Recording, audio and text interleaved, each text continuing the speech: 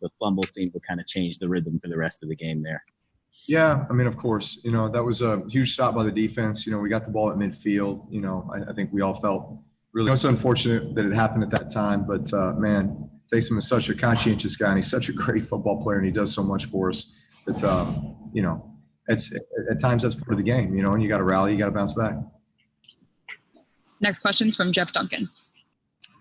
Hey, Drew, why have you all struggled to get the ball down the field? Are defenses just defending you all a certain way and you're taking what they're giving you basically? Yeah, we called a couple shot plays today, and unfortunately we just got, again, bad looks. I think I got sacked on one. And then actually, ironically, the second one was the one where I threw it to Alvin Kamara and he went 52 yards for a touchdown. So I don't care how far I have to throw the ball down the field. My job is to make good decisions. I'm not going to force it. If it's not there, check it down, put it in the hands of our playmakers, and let them do what they do. Next question's from Luke Johnson. Hey, Drew, kind of in that same vein, has the coverages you've seen been different since Mike has been out? If teams been carding you differently than maybe you have seen previously? For the most part today, everybody, they just played us real soft. They played us real soft. So we ran the ball well. We checked it down underneath well. I thought we were really efficient and ran the ball well too. I'd say, if we're being sticklers about ourselves, the difference was, I think in the red zone, we had 4 red zone possessions and had 2 touchdowns, 2 field goals. So in a game like this against a really good opponent and a really good offense on the other side of the ball, you just have to take advantage of those opportunities and try to get touchdowns as opposed to field goals. Next question's from Mike Triplett. Drew, do you recall a game where you could just put the ball in a player's hands like Alvin and good things were happening repeatedly like that? Yeah, I mean, listen, he's a special football player.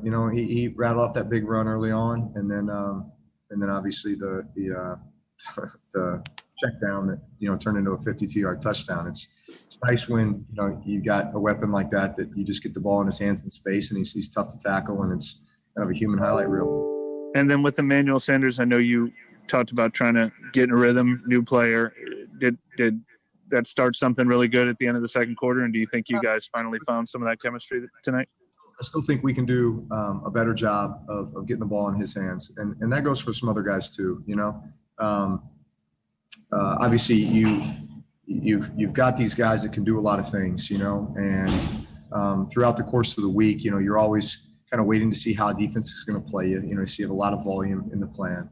And then it's really not until you get to the game that what's going to work and really what you're going to hang your hat on. But there's no doubt that, you have a guy like Emmanuel Sanders, man, you want to get the ball in his hands. Traquan Smith, Jared Cook, Alvin Kamara, and so many others, there's only so many balls to go around. But at the same time, I think just, our ability to be super efficient, my ability as a quarterback, to make sure that the open guys are getting the balls, and on time and in rhythm. And, that's really what executing the offense is all about.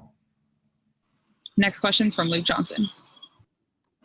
Drew, just as a veteran leader on the team, how do you guys balance being confident that you guys can find whatever you're missing so far with also kind of having a sense of urgency with getting things back on track?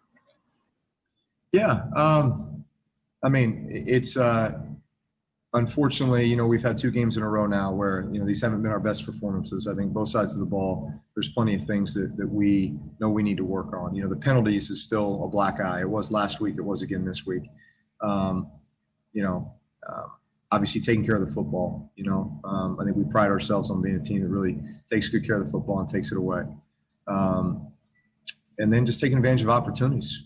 Some of those red zone opportunities, some of those opportunities to sustain drives, keep drives going. And that's complementary football. I think special teams has been solid. But, man, all those things work together, and that's what helps you get victories. Next question's from Jeff Duncan. Drew, are you surprised that you all have been kind of starting a little slow here? The fact that you all have so many players back from a year ago, your coaching staff's intact. I thought this might be an advantage for you all this weird off season because you all have so much continuity. Yet it seems like both sides of the ball a little out of sorts a little bit. Well, I think, listen, you're a veteran player in this league. You know that you're not guaranteed anything from year to year. You got to come out. You got to earn it each and every time out. And I think obviously based on the last two losses in consecutive weeks, I think we have to take a hard look at what we're doing, how we're doing it, and we need to be doing it better. Bottom line, and be as efficient as we possibly can, create a great sense of urgency. Listen, I love our team. I love the way we work. I love the way we prepare. But there's obviously some things that need to be corrected so that we can get back on the winning track. We're all set. Thank you, Drew. Thanks, guys.